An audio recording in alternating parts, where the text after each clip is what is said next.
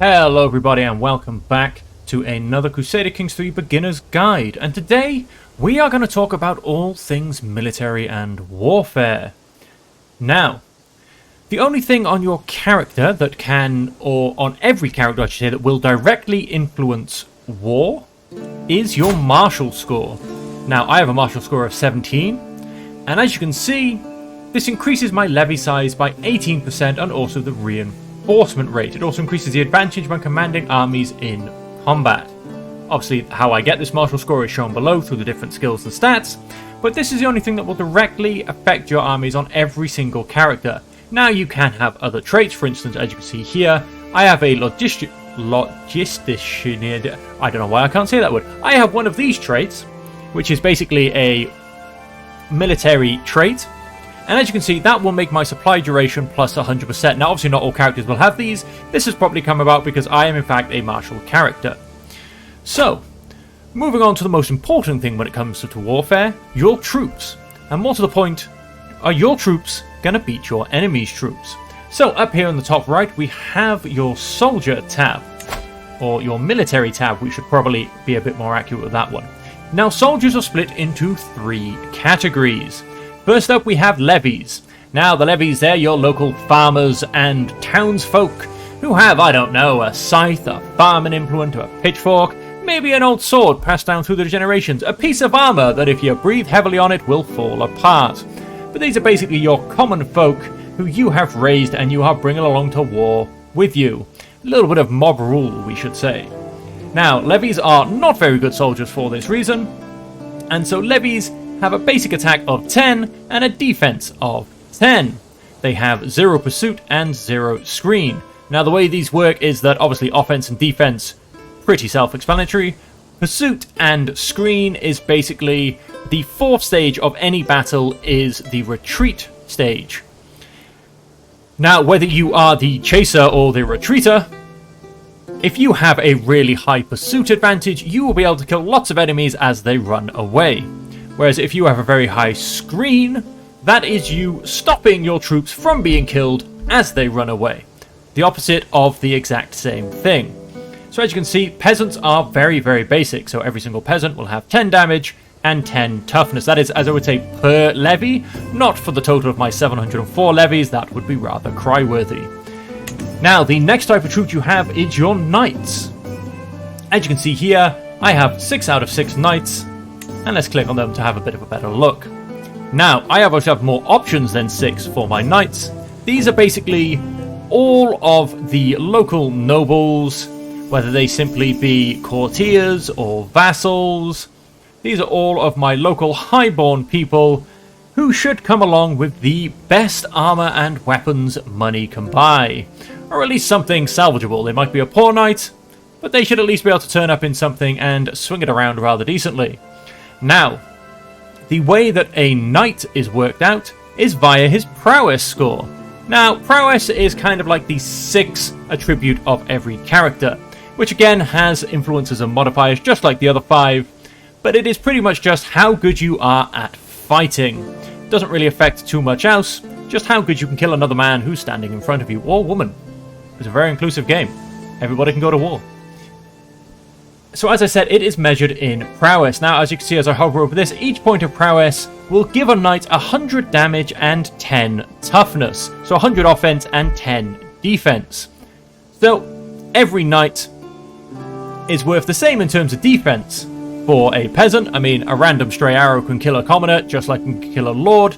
But they do 10 times the amount of damage. So technically, every point of prowess is worth 10 levies.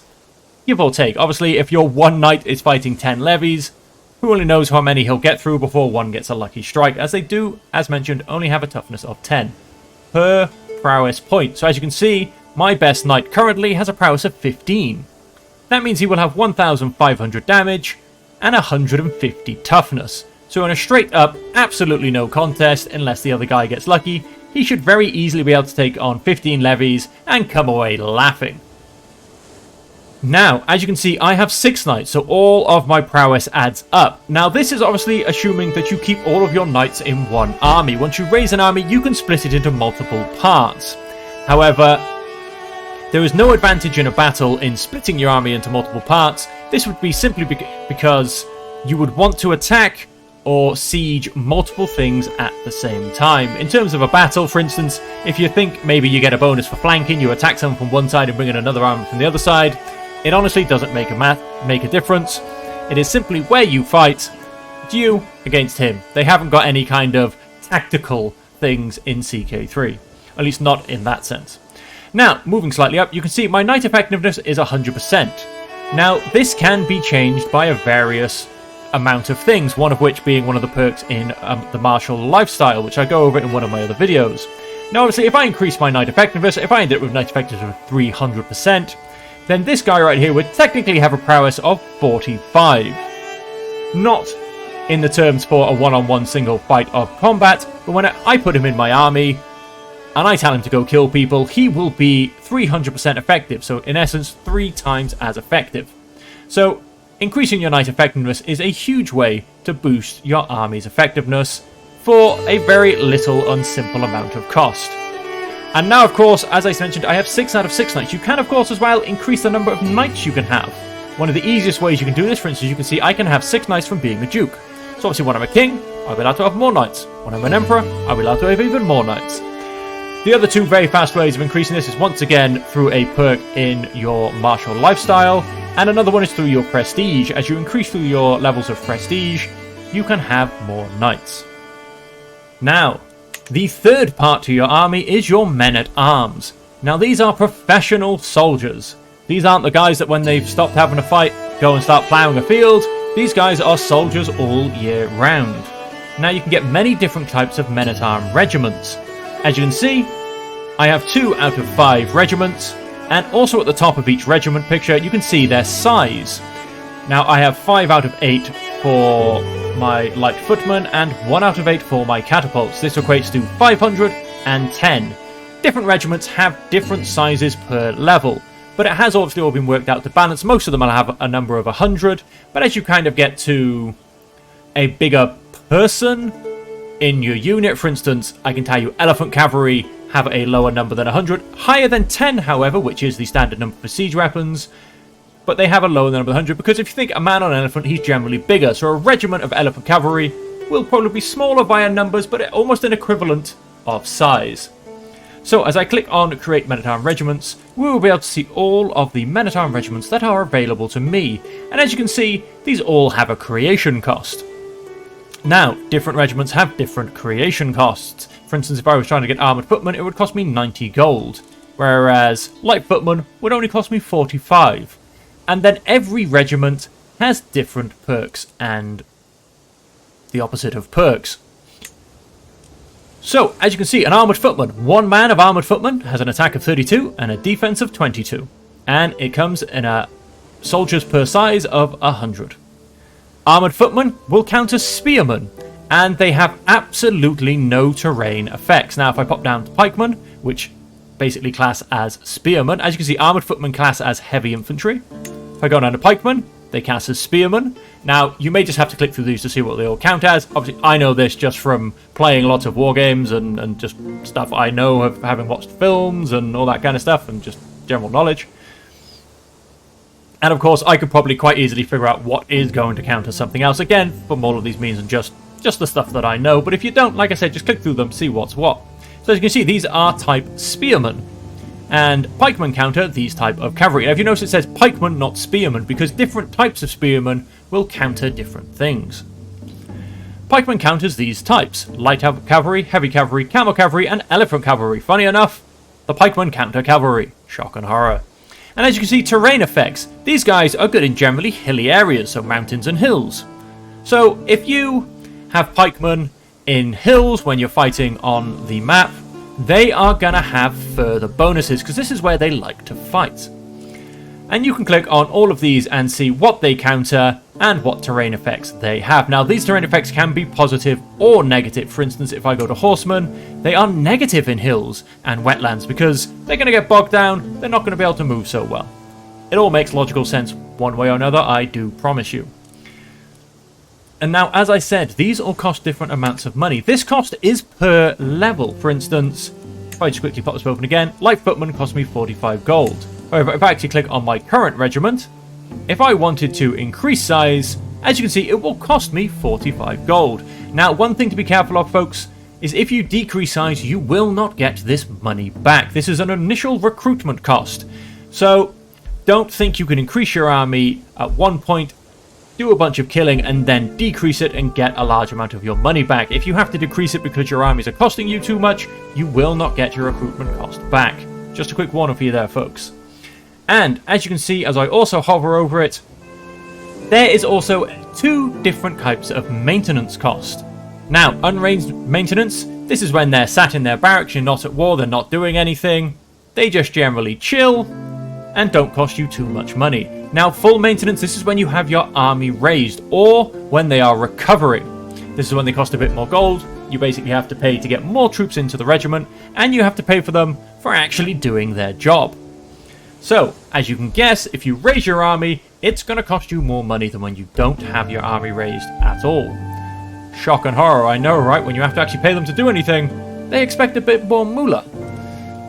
So, those are the 3 basic types of soldiers you can get and the 3 basic parts of your army. Levies, knights, and men-at-arms regiments. Now, this will then affect the overall quality of your army when you go to war. Now, 2 other things I should mention. There are 2 other types of ways you can draw on soldiers. Obviously, this first tab is your army, so these are all of your direct troops. Otherwise, you could hire mercenaries. Now, obviously, these will cost you gold. This is a one-time cost, and you hire a mercenary band for 3 years. This has been changed if you played any of the older games. The older games, you would hire them, and then they would cost you a continual cost. But on this game, on Crusader Kings number 3, you pay them an initial cost, and then that is their flat rate. Now, the other one is Holy Orders. As you can see, I don't have any Holy Orders currently in my religion, but if I did, they basically work the same way as mercenaries, except they don't have a contract length on them. They basically stay for the length of your war. This is assuming you're fighting somebody of a different faith. You can't hire your Holy Order to kill someone of your same faith because, well, quite frankly, they like them. They don't want to kill them. They're their peeps. But if they are of a different Holy Order, if they are of a different religion, your Holy Order will be hireable to kill them. And the hiring cost for grabbing a Holy Order is piety, unless it is your Holy Order. If you have founded this Holy Order, which is a decision you can do and will cost a much larger cost in gold and piety, you can then hire them for free, assuming they're not already hired by someone else. At which point, you can actually then hire them for piety. Usually, if a Holy Order is hired by someone else, you cannot contract them. But if it's your Holy Order, you can demand they come fight your war instead, but it will then actually cost you some piety. So, that's the basics of your army. As you can see, just on the bottom here, we have my monthly maintenance is 0.18. The maximum is minus 4.6 over 5 years. Now, as I said, this will cost me more money if I raise them. Even the levies will cost me money if I raise them. If they're unraised, obviously they cost you 0. They're currently tilling their lands, earning a living, doing other things. They don't need paying. Now, to raise your armies is very simple. You can simply click Raise All Armies. However, if you do this, they will be scattered between all of your rally points. So if you want to do them in a more controlled manner, find your rally point. This can also be done by coming down here. As you can see, I have a rally point. It tells me where it is in Lumnich. Now, I might not have a clue where that is. So if I click on it, it will simply come up. And let's see if I can get it to zoom to the rally point. Unfortunately, I can't. Oh, yes, I can. Oh, no, that's the move rally point.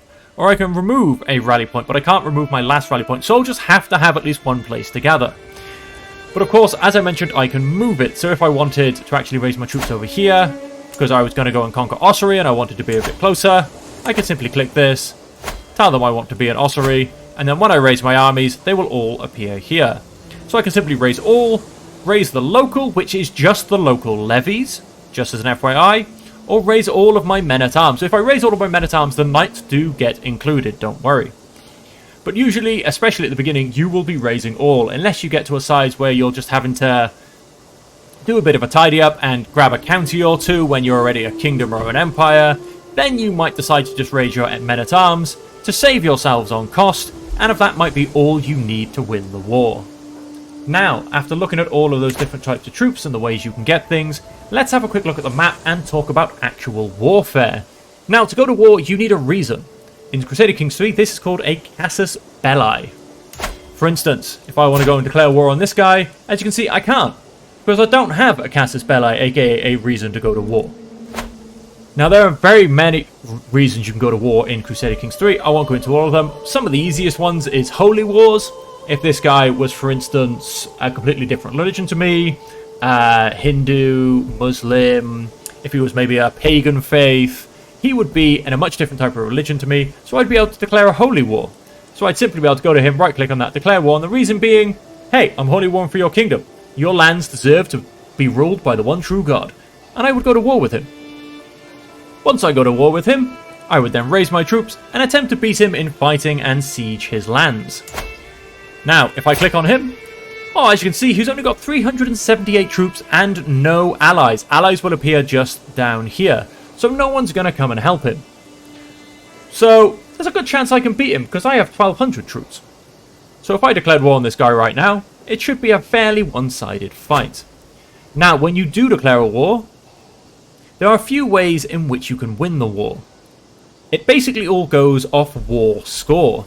Now, to increase your war score, you can either hold the objective, and that will, after a certain amount of time, start giving you ticking war score, which slowly goes up by 1% every little while. I believe it is possibly 1% every month. Past the 12-month point, I believe. I'm not sure if it does actually vary for different wars, but I believe it is 12 months it starts, and then every month it ticks up by 1% for holding the objective. Another way is to win battles. You find his army, you kill all of his men, and you get a battle score modifier. Now, on an offensive war, the maximum you can have this is 50%. So if you are on an offensive war, you will have to siege places. But on a defensive war, this can actually go much higher. So you can actually win a defensive war by simply killing his army repeatedly. Because, of course, why should you have to go and siege things if you're on defense? Now, the third way, which I've just mentioned, is you can take over his lands. Now, the only things you can actually siege on this game are castles. For instance, if I look at his county and I click on it, here we can see he's got a castle, he's got a church, and he's got 2 empty pieces of land.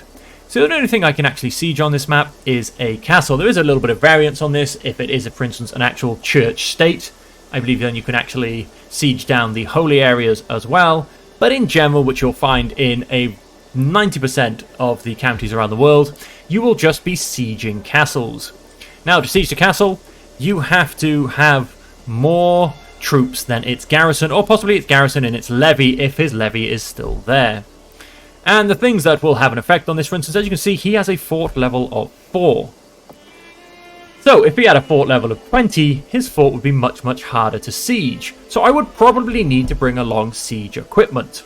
By bringing along siege equipment, obviously I'm going to start to wear down his walls, and the siege will go much, much faster. However, if I just bring troops, it's going to take a much longer time. Something to bear in mind, folks, when you are looking at the composition of your men-at-arms, it is usually a good idea to have at least 1 regiment of siege weapons. And then the last way to get war score is to capture valuable hostages. Now, obviously, if you're fighting someone bigger than just a single county, one way to do this is to go straight for their capital. If you're lucky, maybe you'll grab a couple of their kids in the confusion, and that will give you a positive war score modifier. The best person for valuable hostages is in fact the leader you are fighting. If you happen to capture the leader of the realm you are fighting against, that's worth 100% war score. The second best after that is the heir. Every country's, realm's heir, if you manage to capture them one way or another, whether it's in a fight because they've come to fight you out on the field, or if it's a child so you happen to have got it from sieging his home castle, is worth 50%. So once again, another very big modifier. This is also just a heads up, so if you do happen to capture a bunch of people in a fight or a siege, it's worth double checking that none of them are valuable hostages. You can easily do this. There'll be a little tab down here you can click on. It'll open your battle modifiers and it will tell you if you've had any percentage from valuable hostages. And if you hover over it, it will tell you the name of that valuable hostage. It's usually pretty obvious to work out. If you click on him, say for instance, and his heir here was behind bars, because the picture will change. It will also tell you who his captor is, if you go into his thing. If I happen to have him in my jail, I'd probably get a 50% war score, because he's the guy's heir. And then the last thing we will talk about is actually having fights on the Crusader Kings 3 map. Now, if we zoom in a bit, as you can see, this map has different terrain. You can see just by looking at it, the map is quite nicely detailed. Now, all of these areas, this is all wetland. We've got a nice bit of hills here, and this is all pretty much flat land called plains. Now, of course, if you also hover over it, will tell you. I can't kind of move my map to show you, but if you look just into the box that I have created by holding my mouth over this place, it says Development 6 and then Terrain Plains.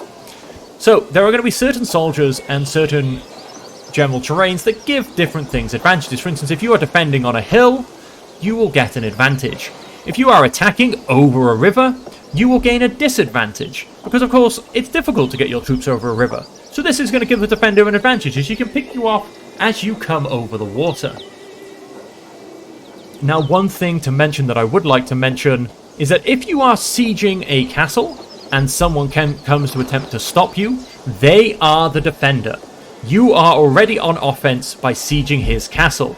So he automatically becomes the defender because he is trying to defend his home and stop you from taking it. So these are some of the basics of playing Crusader Kings 3 and sorting out your warfare. Now, of course, if you are fighting someone you think it might be an even fight, try and get him to attack you when you have an advantage or he has a major disadvantage. The other great one that I will actually quickly mention, as I've just remembered, when someone disembarks from the ocean, because you can travel over the ocean on this game, when he gets on land for, I believe it's 45 days off the top of my head, he will have a disembarkment disadvantage. This is basically just like an army reorganization disadvantage. So for 45 days, he will basically be a little bit disorganized and he will have a disadvantage in fights. So especially if you're defending and you are very lucky enough to be on an island or they are coming from overseas, attempt to capture them as they land. If you are basically worried about their armies, roughly being the same size as you and you're trying to get that really good advantage from the off. It is a very, very good way to get that very nice advantage on your side and win those fights. Now, not to worry, if you do lose a fight, not the end, folks, don't worry. Unless you get absolutely destroyed, basically a battle happens in 4 phases. If you get killed in the skirmish phase, your army's gone and it will have to replenish from scratch.